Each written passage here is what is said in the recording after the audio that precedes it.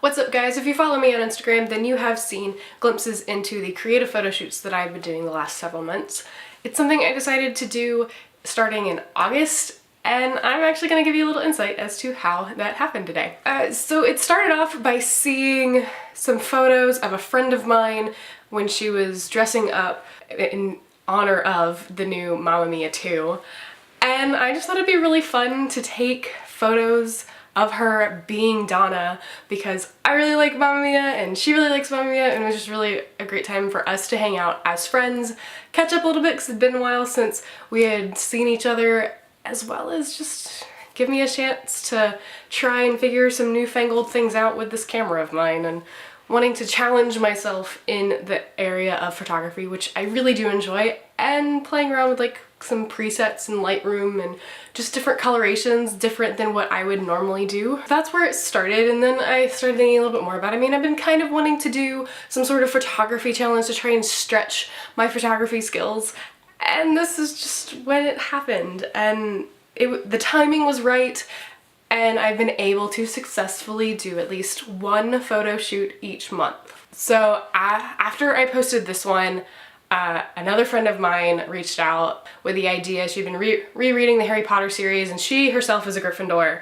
Thus, the Gryffindor shoot happened. Right there at sunset, it gave those colors that just scream Gryffindor, and then I had a lot of fun messing around with presets to create. This is actually the first preset that I had created by using inspiration from other presets to get that red gold feel, because with the Hogwarts house shoots, I really want it to be the colors of the house that's being represented to kind of be strong and present. So for Gryffindor, that's red and gold, and that's what we have here.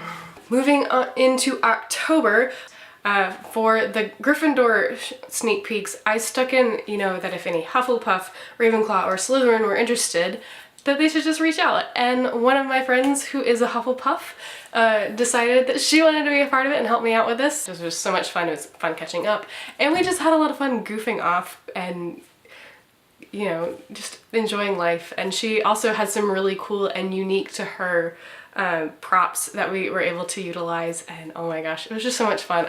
I've enjoyed like both of the Hogwarts house shoots that I've done so far, and that's all that I've done this year. I have the other two scheduled for the spring. In the month of November, I knew that it was going to be harder for me to be able to schedule time with another person, just because it's a busy month. It didn't look like, looking at on paper, that things were going to work out for me to be able to actually make time with somebody else to do a special shoot. So I decided, as NaNoWriMo is a huge part of my November every year, that I would try my hand at doing self-portrait. Let me tell you, I have mad respect for those who regularly do self-portraits. Yeah, no, I mean, you think it's simple. Oh, you just gotta set the self-timer and then you gotta get in the spot. You have 10 seconds, that's fine. Yeah, well, getting things into focus when you're not able to sit where you're wanting to sit, that's a small problem there. And then sometimes you can't always see until after you take a picture, and you're not sure how the lighting is gonna work for you. Like, there are a lot of different things that you just can't see when you're on the other side of the camera versus when you need to sit on this side of the camera. And it takes time. That one out of the 4 that I've done so far, because we are in December and I have not done my December shoot yet, still in talks of what that's actually going to look like. Out of the 4 shoots, I'd say that the NaNoWriMo self-portrait was the hardest for me, because it was me having to do everything, as opposed to me having to do everything with the camera and then the editing process, not having to be the model as well. So just shows that things just work better when you have friends to help you out.